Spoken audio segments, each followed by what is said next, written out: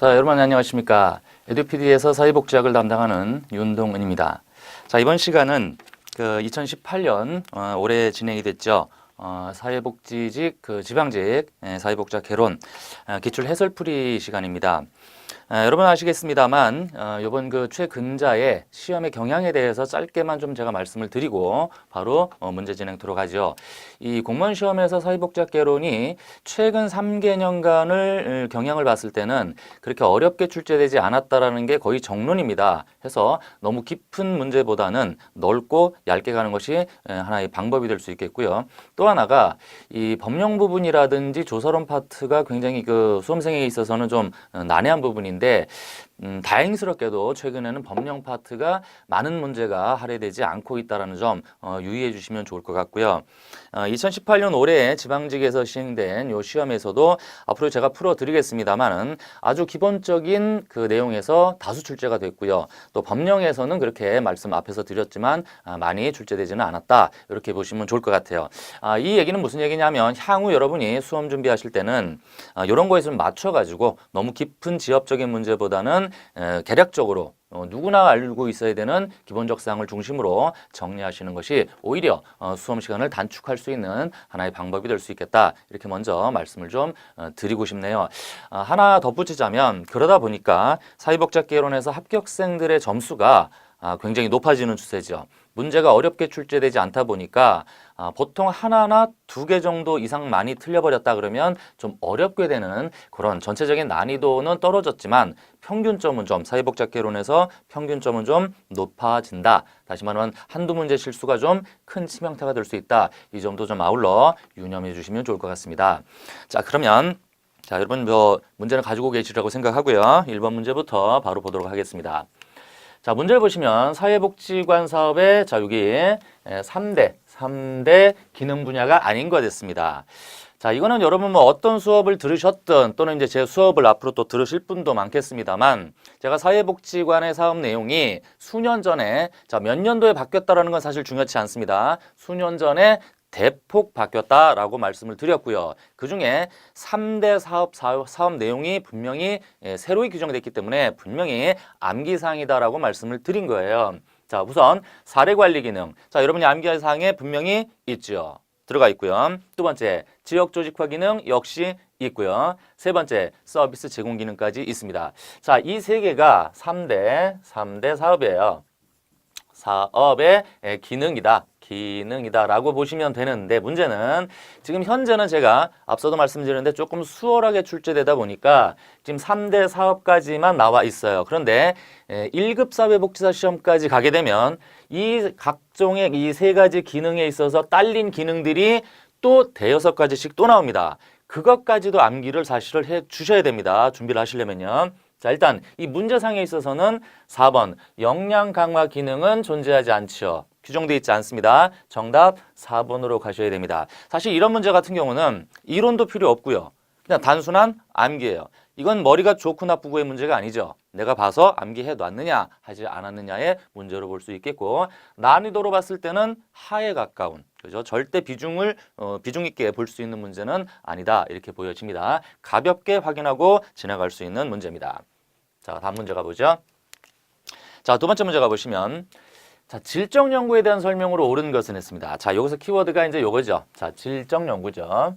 질적 연구. 이 질적 연구라는 것도 있고 양적 연구라는 것도 있고 우리가 보통 조사론에서 공부를 하는 것이잖아요. 보통 질적 연구에 있어서는 두 개죠. 현지 관찰이 있고 역사 연구가 있죠. 역사 연구 두 개가 있습니다. 근데 이 질적 연구의 경우라면 분명히 무언가를 관찰을 하고 나서 역사 연구도 과거의 사료를 보는 것이고 현지 관찰도 지금 어떤 객관적으로 벌어진 사실을 관찰해 가지고 나중에 결론을 이끌어내는 거잖아요. 결국 질적 연구는 자, 구체적 사실을 먼저 관찰한다라는 거죠. 사실을 관찰을 하고 요걸로 인해서 나중에 뭘 이끌어낸다? 결론을 이끌어낸다. 근데 문제는 이 결론이 확정적 결론이 아니라 잠정적 결론이죠. 잠정적 결론이라는 거. 요거 우리가 보통 조사론 할 때 연역법이냐 귀납법이냐라는 기본적 개념은 알고 계시라고 생각을 하고 구체적인 사실로부터 잠정적인 결론에 이끌어내는 연구 방법이 결국은 뭐죠? 귀납법이죠.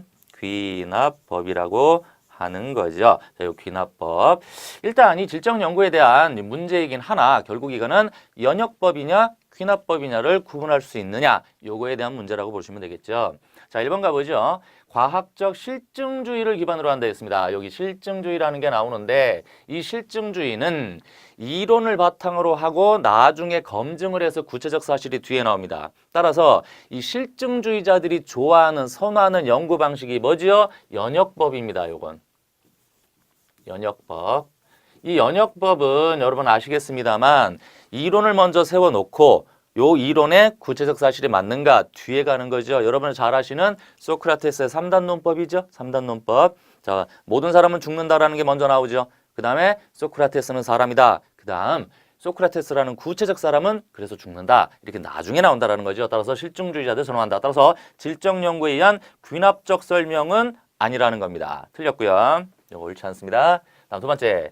인과관계 법칙과 작용을 밝혀내며 가치 중립적이다라고 했어요. 인과관계 법칙과 작용을 밝혀낸다라는 것은 연역이나 귀납이나 사실은 대동소이합니다. 똑같다고 볼 수 있어요. 그러나 이 모든 연구는 가치 중립적이지가 않습니다. 이게 옳지 않아요. 가치를 추구하게 되는 거죠. 역시 옳지 않고요. 자, 3번. 익숙한 얘기가 나옵니다. 귀납적 논리 방법이 대부분 사용된다. 제가 여기서 처우에 뭐라 그랬습니까? 자, 구체적인 사실을 관찰하고 그 다음에 결론을 낸다. 잠정적 결론을 낸다. 귀납법을 쓴다고 했어요. 자, 지금 질적 연구에 대한 것으로 옳은 거 요거 3번이 정답이 되겠네요. 요거 딱 옳지 않죠? 4번. 주로 이론을 바탕으로 가설을 도출한다. 벌써 틀렸네요. 이론을 바탕으로 해서 가설이 나온대요. 이거하고 순서가 바뀌었죠. 그렇죠. 이건 사실에서부터 결론이 나오잖아요. 이론이 나오죠. 도출한 다음에 가설을 검증한다. 결국 이것도 결국 요거죠. 연역법에 대한 설명이 되죠. 자, 이것도 옳지 않습니다. 정답 3번이죠. 자, 이런 문제 크게 어렵게 느끼시지 않으시기를 바랍니다. 자, 3번 가봅니다. 자, 현재 시행되고 있는 복지제도에 대한 설명으로 자, 요겁니다. 옳은 것을 골라보자 했습니다. 옳은 것.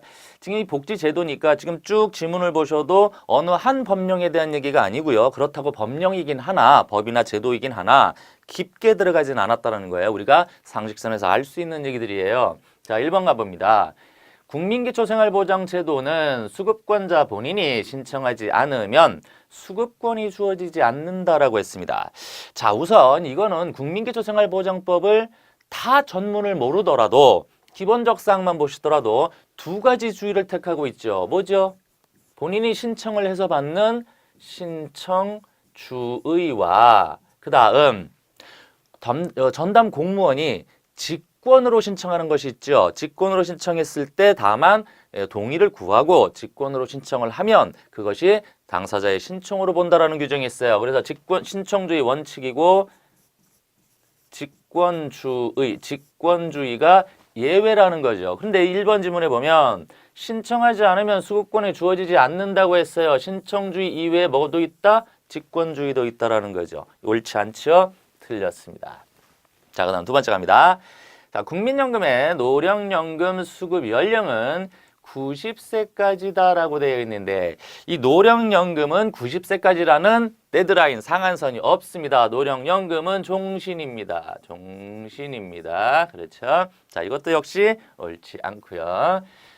자, 3번 노인장기 요양보험은 65세 미만이어도 요양 등급을 받으면 혜택을 받을 수 있다.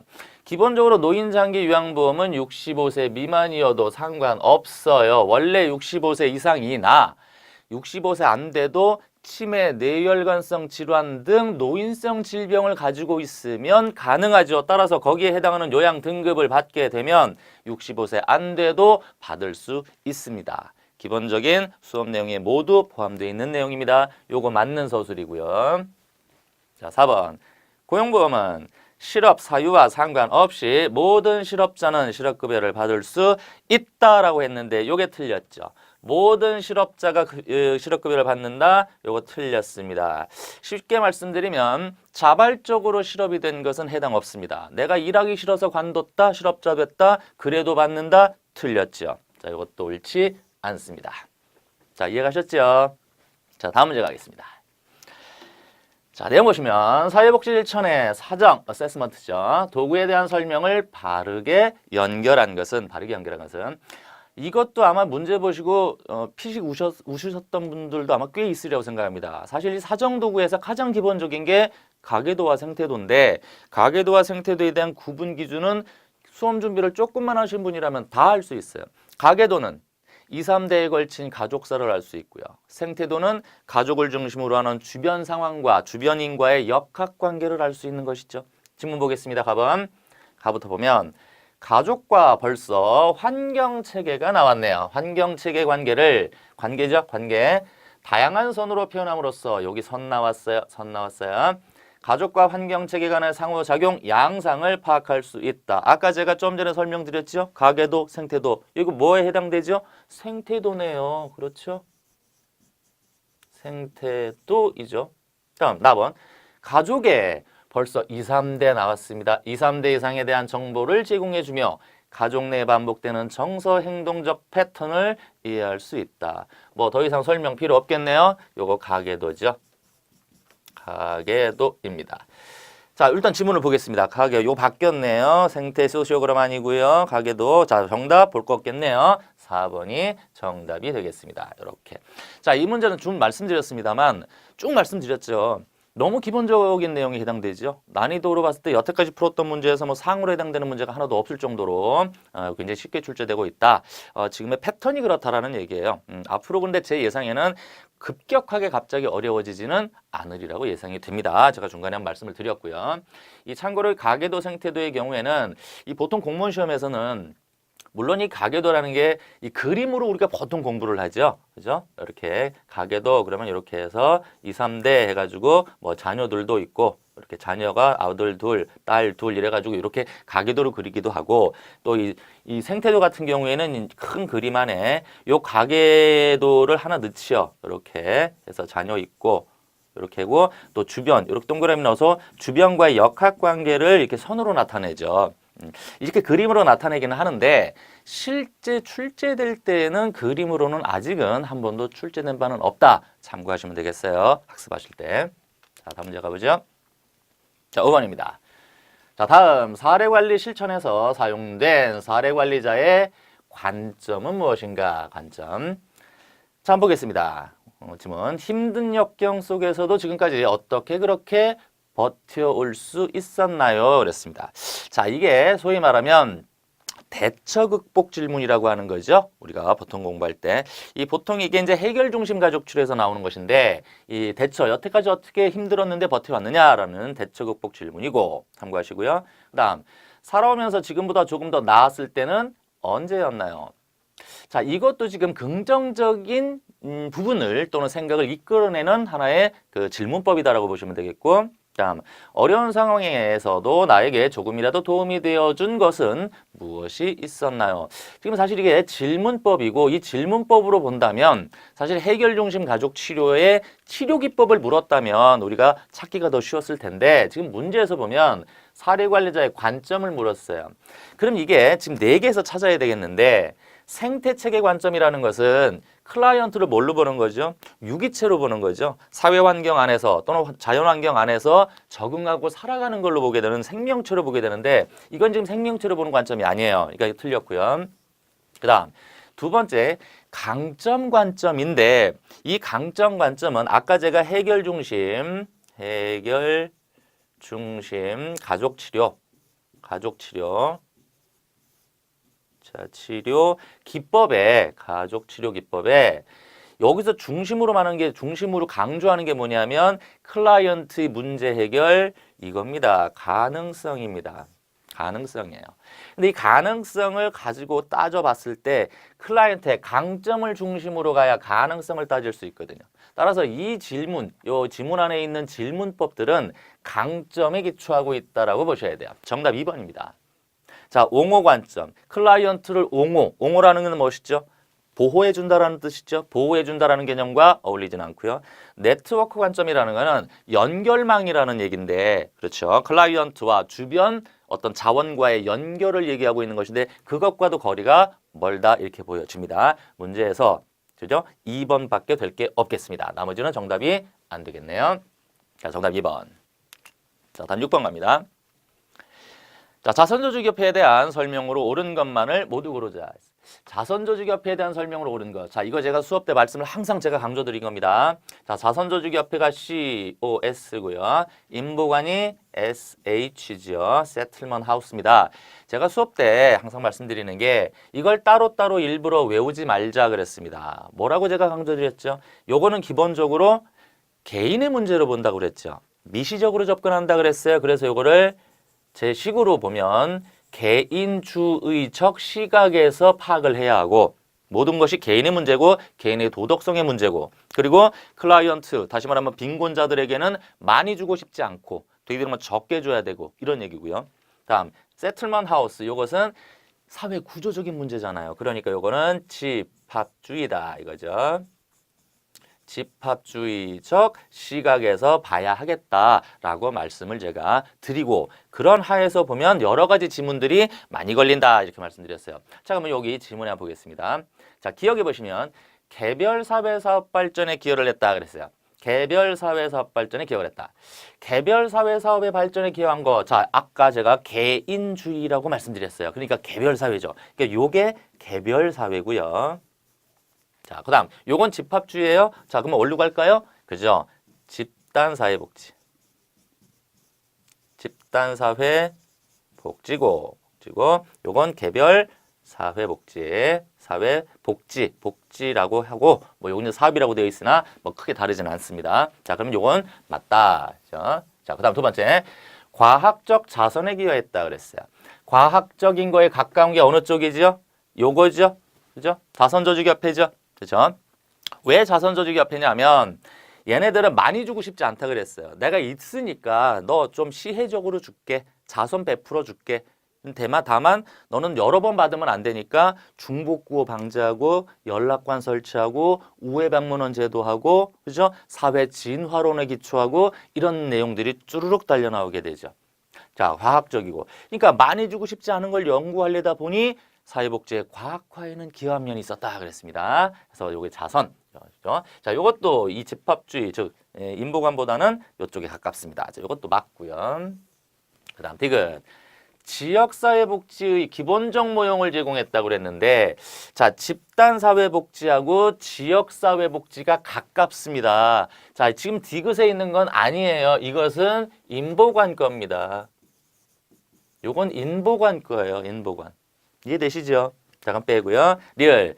사회조사 기술의 발전. 아, 요 사회조사 기술의 발전. 아까 제가 요로 가는 거죠.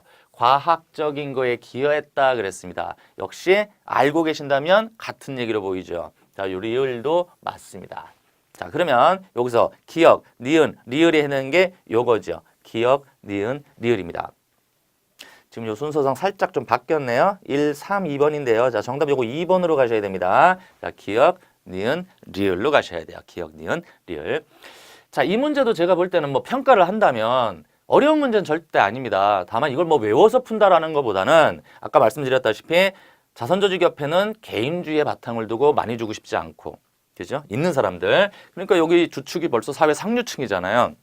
자선조직협회는 중산층이라든지 청년 대학생층이죠. 그래서 사회 구조적 문제에 접근을 하게 된다. 요 바탕에 두고 앞으로 학습을 해주시길 바랍니다. 자, 다음 문제 갑니다. 자, 길버트 테렐이네요. 길버트 테렐. 자, 길버트 테렐 이것도 사실은 시험 전에 제가 누차 강조드렸던 거거든요. 여러 차례 출제도 됐고 앞으로 가능성도 많다 했던 문제인데 2018년에도 또 출제가 됐어요. 길버트와 테렐이 분류한 할당의 원리와 관련 할당의 세부 원칙, 원칙의 결정 기준, 사례를 연결한 것으로 자, 요거예요. 옳지 않은 겁니다. 옳지 않은 것은 우선 세부 원칙인데 귀속욕구, 보상이라고 되어 있는데 보상, 그 다음에 진단구분, 그 다음에 자선조사인데 사실 귀속욕구 지금 저 교재 문제 출제상에서는 보상으로 되어 있으나 여러분 갖고 있는 교재에서는 보상적 욕구라고 돼 있을 거예요. 사실 같은 겁니다. 귀속적 욕구, 보상적 욕구, 진단적 구분 또는 진단적 차등이라고도 하죠. 차등. 그다음에 자선조사 욕구예요. 사실 문제가 지금 연결을 시켜서 찾는 거긴 한데 과거에는 이 네 개 자체를 찾는 문제도 나왔죠. 다음 중 길버트 테렐이 제시한 게 아닌 게 뭐냐 해서 이 중에 세 개를 제시하고 아닌 거 하나 넣어가지고 찾는 문제도 나왔어요. 향후에는 여러분 요거 암기해 두셔야 되고요. 자, 결정적으로 갑니다. 귀속욕구입니다. 귀속욕구라면 욕구에 대한 경제적 기준이라고 되어 있는데 경제적 기준이 아닙니다. 이 귀속욕구는 규범적 기준입니다. 규범적 기준이에요. 왜 그러냐면 어떠한 계층에 사회 계층에 속하느냐 속하지 않느냐에 따라서 욕구가 있느냐 없느냐거든요. 근데 그러한 기준을 누가 정하느냐? 사회적으로 정하는 거예요. 사회 규범적으로 정하게 됩니다. 근데 여기선 경제적이다 했으니까 옳지 않죠. 옳지 않고요. 자, 일단 옳지 않았으니까 벌써 답이 나왔네요. 옳지 않은 거 됐잖아요. 귀속욕구 규범적 기준이 돼야 되는데 경제 기준이 했으니까 틀렸고요. 다음 도시 재개발에 의해 피해를 입은 사람이라고 지금 사례가 나와 있는데 이것은 보상적 욕구로 들어가야 됩니다. 사회에서 어떤 특별한 희생이 있다. 그 사회에서 희생이 사회 규범적으로 인정이 됐을 때 너는 보상해 주겠다. 욕구가 있다라고 인정해 주는 거죠. 지금 귀속욕구 하나만 놓고 지금 두 개가 양쪽이 다 틀렸어요. 여러분 제 수업 들어보신 분이면 충분히 이해하실 겁니다. 자, 그렇다면 나머지 맞다는 얘기거든요. 자, 이번에 보상 갑니다. 보상적 욕구. 욕구에 대한 여기 나오네요. 규범적 기준. 왜 규범적 기준입니까? 보상이 필요하냐 안 하냐를 개인에게 묻는 게 아니에요. 사회에서 정해놓습니다. 이해되십니까? 그래서 규범적 기준이고요. 집단지향적 할당이다. 거기에 해당되면 다 준다라는 겁니다. 그래서 집단적 할당. 사회보험 가입자. 왜 이게 희생자에 들어가죠? 왜 희생 보상이 필요하죠? 강제잖아요. 내가 안 내고 싶은데 그때 억지로 내야 되잖아. 사회보험료라는 건 내가 지금 당장 쓸 돈을 손해보고 있다는 것이죠. 이제 그만큼은 너는 사회적인 희생이다라고 봐주는 거고 아까 말씀드린 도시 재개발에 의한 피해를 입은 사람 이것도 사회 도시 발전을 위해서 어쩔 수 없이 희생된 사람이다라고 사회에서 인정해 준다라는 얘기죠. 맞는 거고요. 진단 구분입니다. 자, 욕구에 여기 있네요. 기술적 진단적 기준이고 자, 요건 보통 보면 전문가들이거든요. 의사들 의사들 같은 전문가에 의해 가지고 판단하게 되고 개인별 할당입니다. 개개인으로. 그래서 대표적인 게 여기에 있는 장애인복지법상의 수급자고 장애진단 같은 경우입니다. 장애진단. 이 장애진단은 개인별로 전문가가 진단을 내리는 것이지 집합적으로 내리는 건 아니죠. 그렇죠. 예를 들어서 15살짜리 애가 장애진단 받았다. 그러면 우리나라에 있는 15살짜리가 전부 장애인입니까? 그건 아니라고요. 그러니까 여기 있는 집단이 아니라 이건 개인별 할당으로 가는 겁니다. 역시 맞는 거고요. 자, 자산조사입니다. 자산조사. 욕구에 대한 뻔하죠. 자산조사니까 이건 경제적 기준입니다. 경제적 기준. 근거하고요. 역시 개인별로 네가 재산이 있냐 없냐 이렇게 가는 거죠. 자, 국민기초생활보장법상의 수급자가 역시 대표적입니다. 자, 이거 틀린 부분이 다 없어요. 다 맞는 겁니다. 다 맞는 거고요. 지금 정답은 요거 하나가 틀렸어요. 정답은 1번으로 가셔야 되겠고요. 지금 이 문제는 제가 지금 문제로 나왔어서가 아니라 이전에 안 나올 때도 앞으로 출제가 굉장히 많이 예상된다라고 했었던 것이고요. 지금 여기서 여러분이 하실 거는 이것도 외우시는 데다가 무슨 기준에 무슨 할당이다 있죠. 뭔 기준, 규범 기준의 집단이냐, 또 기술 진단의 개인이냐, 경제의 개인이냐 이렇게 가고요. 지금 요거 같은 경우도 규범적 기준의 집단 지향 요게 두 개가 맞는 거예요. 이렇게 돼야 맞는 겁니다. 요거까지는 암기해 두셔야 됩니다. 이해되시겠죠? 굉장히 좀 비중 있는 문제다 이렇게 보여집니다. 자, 다음 갑니다. 자, 로스만입니다. 로스만. 자, 로스만 나왔으면 이제 어디 파트예요? 지역사회복지 파트죠. 자, 로스만의 지역사회복지 실천 모델에 대한 설명으로 옳지 않은 거였어요. 사실 이 옳지 않은 거를 고르는 건데 크게 어렵진 않은데 로스만 것이 문제가 나왔으니 오히려 다행이다라고 생각을 하셔야 됩니다. 왜요? 지역사회복지에서 이론이라고 하면 로스만 거에서부터 출발하거든요. 이 로스만 것을 모른다. 지역사회복지 공부 안 한 거죠. 자, 갑니다. 자, 1번에 지역사회 개발 모델은 자, 이 지역사회 개발 모델 나왔는데요. 보통 이제 모델이 세 개죠. 여러분 잘 아시는 거예요. 이거 잠깐 볼까요? 이 지역사회 로스만 지역사회 개발 모델 요거하고 요걸 모델 A라고 얘기하는 거죠. 그다음에 두 번째 뭐죠? 사회 계획이라고 하는 거죠. 이게 두 번째고 세 번째가 사회 행동이라고 하는 요 세 개의 모델이 있더라. 자, 이건 뭐 기본적인 내용입니다. 자, 이건 무슨 지역사회개발하자는 거죠? 어떤 모델이죠? 지역사회복지에서 자, 주민들의 자조적인 노력, 협동적인 거, 주민 스스로라는 얘기가 나와야 되고요. 기억하고 계시죠? 사회계획은 전문가의 개입에 의한 지역 문제 해결, 자원의 확보 제공 이런 게 나와야 되고요. 사회행동은 불평등한 사회 구조 내지는 이걸 재구조화, 사회적인 약자들에 대한 보호 이런 것들이 나와야 되죠. 그런 설명이 아닌 걸 찾으시면 된다는 겁니다. 자, 먼저 말씀드렸고요. 1번부터 가보면 지역사회개발은 자, 벌써 나오네요. 주민의 뭐예요? 참여를 바탕으로 지역사회 내 문제를 주민들 아까 말씀드린 스스로 해결할 수 있도록 하여 긍정적 환경을 만드는 거다. 따라서 역량 강화 기술, 역량 주민들 스스로의 역량을 강화하는 기술이 강조된다. 틀린 부분을 찾을래야 찾을 수가 없어요. 맞는 거고요. 두 번째, 옳지 않은 거 찾아야 되니까요. 그렇죠? 옳지 않은 거. 자, 두 번째, 사회계획 모델을 그랬어요. 자, 아까 제가 좀 전에 말씀드렸죠? 사회계획 모델.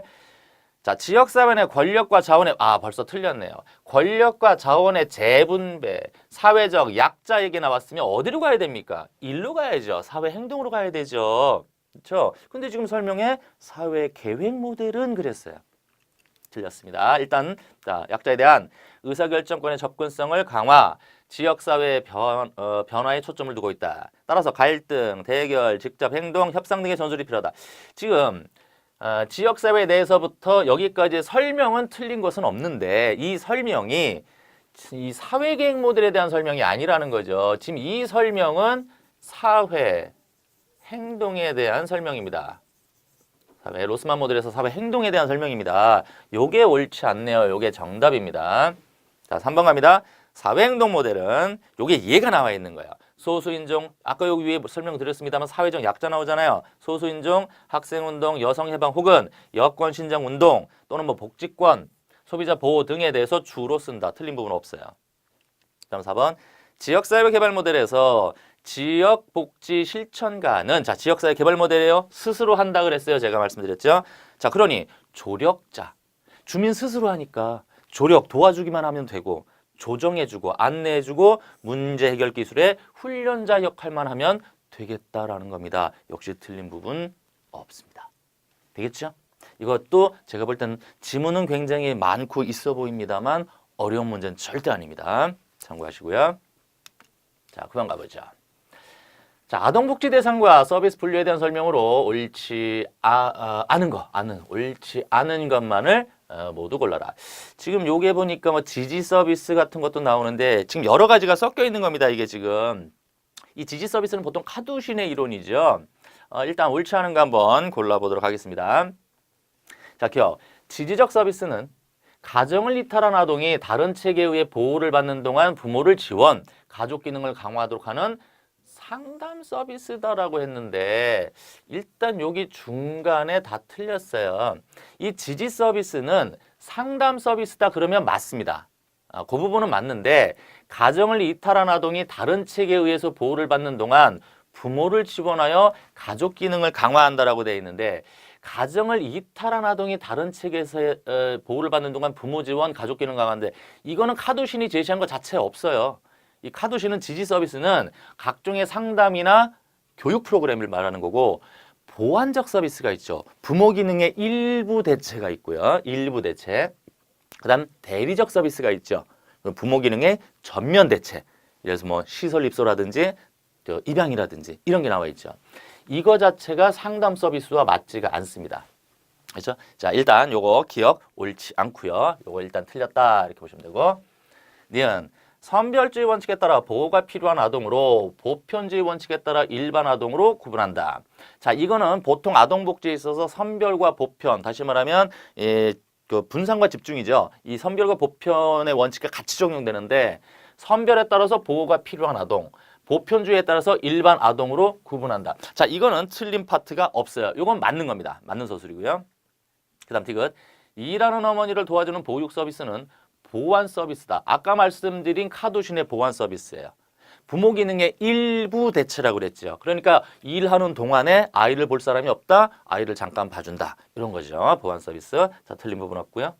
다음 리얼. 아동에 대한 가정 외 서비스에는 시설 보호, 가정 위탁 가정, 일시 보호, 쉼터 서비스 등이 포함된다. 가정 외 전부 가정 바깥에서 이런 겁니다. 역시 틀린 거 없고요. 미음. 가장 예방적인 접근인 여기 나오네요. 대리적 서비스는 제가 서비스 형태로 이루어진다. 틀렸습니다. 이것도 옳지 않네요. 지금 여기 보니까 지지 서비스, 보안 보충 서비스, 대리 서비스에서 카두신이 얘기하는 아동복지 서비스가 다 나와 있습니다. 여기 지금. 그죠? 있는데 이게 지금 미음에 왜 틀렸죠? 제가 형태로 이루어져요. 대리 서비스가 이 대리 서비스는 그러니까 가정이 완전히 와해되는 경우예요. 그러니까 부모 기능의 전면 대체라고 보통 얘기하죠. 요거는 부모 기능의 전면 대체다. 대체한다. 완전히 바꾼다라는 얘기예요. 그래서 제가 서비스가 아니죠. 형태로 이루어지지 않는다.